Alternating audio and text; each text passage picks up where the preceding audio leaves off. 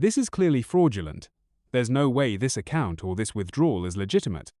I'm freezing everything, effective immediately. The bank teller, a woman with sharp eyes and a name tag that read Brenda, spoke with cold finality. If you believe judging someone without knowing the facts is wrong, type Truth Matters below. Sergeant Major Thomas Ashton, retired, stood before her, his worn hands resting on the cool marble counter. He was a man of 70 years, his face a map of a life lived with honor, though today he wore simple civilian clothes, a faded polo shirt and clean but old denim trousers. He looked like any other grandfather, not like a man who had led hundreds, a man who had faced down danger many times for his country. He had come to the bank for a simple reason, a happy reason. He needed to withdraw a large sum of money, the savings of a lifetime, for a down payment on a small house. It was a surprise for his granddaughter, a young nurse who worked tirelessly and deserved a place of her own. Thomas carried a small worn leather satchel. Inside, along with his bank book and identification, were papers related to the house purchase. He also carried a small folded card, something he hadn't looked at in years, tucked away in a corner of his wallet. It was a reminder of a promise, a connection from a life he rarely spoke about. Brenda, the teller, tapped her pen impatiently on the counter. "Well, do you have anything to say for yourself? Attempting to access funds this way is highly suspicious." Thomas met her gaze, his own eyes calm despite the insult. "Ma'am," he began, his voice quiet but firm, "there must be some mistake. This is my account. I have all the necessary identification." He pushed his driver's license and his military retiree identification card across the counter. Brenda barely glanced at them. "These could be fake," she said, her voice dripping with disbelief. "People like you come in all the time trying these scams. You think we're fools?" Thomas felt a familiar weariness settle over him.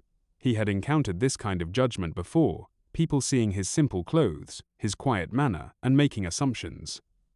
"I assure you, ma'am, I am not trying any scam. I just need to access my own money." He tried to keep his voice even, to show no anger. Years in the military had taught him the value of discipline, even when faced with unfairness. "Your money?" Brenda scoffed. Then her voice rose loud enough for other customers to turn and stare. "This account has been flagged. And with this large withdrawal request, I'm not taking any chances. I've frozen it. You'll have to speak to our fraud department, and that will take days, maybe weeks." She smirked. "If it even is your money." He felt a pang of disappointment, not for himself but for his granddaughter. The house, the surprise, it all seemed to be slipping away because of this woman's baseless suspicion. He felt the eyes of other people in the bank on him, some curious, some also suspicious. It was a feeling he hated, being judged unfairly, especially after a lifetime of service. He thought for a moment. He could argue, demand to see a manager. But Brenda seemed like the type to dig in her heels, to enjoy the power she wielded from behind her counter. Then, a memory surfaced. The small, folded card in his wallet, a name, a direct line, a promise made long ago by a man whose life he had, in a small way, helped save. "Ma'am," Thomas said, his voice still quiet, "may I please use my telephone? I believe I can clear this up." Brenda rolled her eyes. "Go ahead. Call whoever you want. It won't change anything." "The account is frozen." She turned away, already dismissing him, a self-satisfied look on her face. Thomas stepped away from the counter, pulling out his old, reliable cell phone. His fingers, though slightly stiff with age, found the worn card in his wallet. He dialed the number. It rang twice. A crisp, professional voice answered. "Peterson." "General Peterson, sir," Thomas said, his voice respectful. "This is Sergeant Major Thomas Ashton. I hope I'm not disturbing you." There was a pause, then the voice warmed considerably. "Tom? Tom Ashton? It's been too long. Of course you're not disturbing me. What can I do for you, my friend? Anything." Thomas explained the situation calmly, simply stating the facts. The bank, the withdrawal, the frozen account, the teller's accusations. He didn't complain or sound angry. He just told the story. When he finished, there was a sharp intake of breath on the other end. "Tom," General Peterson said, his voice now like steel, "which bank is this? And what is the teller's name?" Thomas gave him the information. "Stay right there, Tom," the general commanded. "Do not move. I will handle this. "This is an outrage." The line clicked. Thomas waited. He stood quietly to the side, away from the tellers, enduring the curious stares. Brenda occasionally glanced over at him, a smug look still on her face, as if expecting him to give up and leave. He just stood his ground, patient. He knew the general was a man of his word. If you've ever been underestimated and proven people wrong, type "I did it" in the comments. Less than 10 minutes passed. It felt longer. Then the main doors of the bank burst open. 2 men in dark, expensive suits strode in, followed closely by a uniformed man whose shoulderboards gleamed with stars. It was General Peterson, his face set in a grim line. One of the men in suits looked flustered, his tie slightly askew, as if he had run all the way. He was clearly important. Brenda's jaw dropped. Other bank employees froze. The branch manager, a nervous-looking man named Mr. Henderson, rushed forward. "Mr. Evans, General Peterson, what an unexpected honor. Is everything all right?" Mr. Evans, the CEO of the entire banking corporation, did not look at Henderson. His eyes scanned the bank and found Thomas Ashton standing quietly by the wall. General Peterson was already moving towards his old friend. "Tom," General Peterson exclaimed, his voice booming through the suddenly silent bank as he grasped Thomas's hand warmly. "Are you all right? Has this woman caused you further distress?" He shot a glare towards Brenda's counter that could have melted ice. Brenda's face had gone from smug to pale white. She looked like she might faint. She recognized General Peterson from news articles. He was a local hero and, more importantly, a major figure in the city, known to be on the advisory board of this very bank. And the man with him, was that really the CEO? Mr. Evans, the CEO, approached Thomas, his expression one of deep concern and embarrassment. "Sergeant Major Ashton," he said, his voice filled with apology.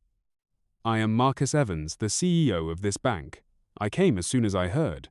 General Peterson called me directly. Words cannot express how sorry I am for the treatment you have received here today." The branch manager, Mr. Henderson, looked utterly bewildered and terrified. He kept stammering, I had no idea. What happened?" General Peterson turned to Henderson, his voice cold. "What happened, Mr. Henderson, is that one of your employees has grievously insulted and obstructed a decorated hero of this nation. Sergeant Major Thomas Ashton is a man to whom this country owes a great debt. He served for 35 years. He has multiple commendations for valor, including the Distinguished Service Cross. He is the man who pulled my own son from a burning vehicle in a war zone, saving his life at great risk to his own." A gasp went through the onlookers. Brenda looked like she was about to collapse.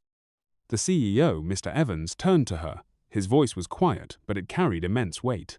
"Miss Brenda," he said, "your access to our systems is revoked. You will report to Human Resources immediately. Mr. Henderson, ensure she is escorted there." He then looked back at Thomas. "Sergeant Major, please, come with me to my personal office at headquarters. Or, if you prefer, we can handle everything right here, right now. Your funds are, of course, available. This entire incident is a disgrace, and I will personally see to it that it is rectified." Thomas, ever humble, simply nodded. "Thank you, Mr. Evans. Thank you, General. I just wanted to get the down payment for my granddaughter's house." "And you shall," Mr. Evans said firmly. "Mr. Henderson, please facilitate Sergeant Major Ashton's withdrawal immediately, waive all fees, and arrange for a cashier's check or secure transport for the funds, whatever he prefers, with our deepest apologies." He then added, "And Sergeant Major, as a small token of our profound regret for this experience, the bank would like to offer you its premier private banking services, free of charge, for life. And perhaps," he glanced at General Peterson, "we can discuss a contribution towards your granddaughter's housewarming." Brenda was quietly led away, her career at the bank clearly over. She looked back once, her face a mixture of fear and dawning realization of the magnitude of her mistake. The other customers, who had watched the entire drama unfold, now looked at Thomas with awe and respect. Some even started to clap softly. Thomas finally received his funds, handled with utmost care and courtesy by a visibly shaken Mr. Henderson. General Peterson stayed by his side, sharing a quiet word with his old friend, a bond of service and shared history evident between them. The story of what happened at the bank that day spread quickly. The bank implemented new training programs for all its staff, emphasizing respect, especially for veterans, and better ways to handle large transactions without causing undue suspicion or offense. They also established a dedicated helpline for veterans experiencing banking issues. Sergeant Major Thomas Ashton got the house for his granddaughter. He remained the same quiet, humble man he had always been. He was glad that justice had been done, not just for him, but for the principle of the thing. He never sought recognition, but he appreciated it when it came, especially when it meant others might be treated better in the future. The real heroes often walk among us, unnoticed, expecting nothing. They carry their honor quietly. It's up to us to see them, to respect them, and to ensure they are treated with the dignity they have earned. If you believe our veterans deserve honor and respect every single day, type "We honor you" in the comments. And please subscribe for more stories that uplift and inspire. Remember, a little kindness and a willingness to look beyond appearances can make all the difference in the world.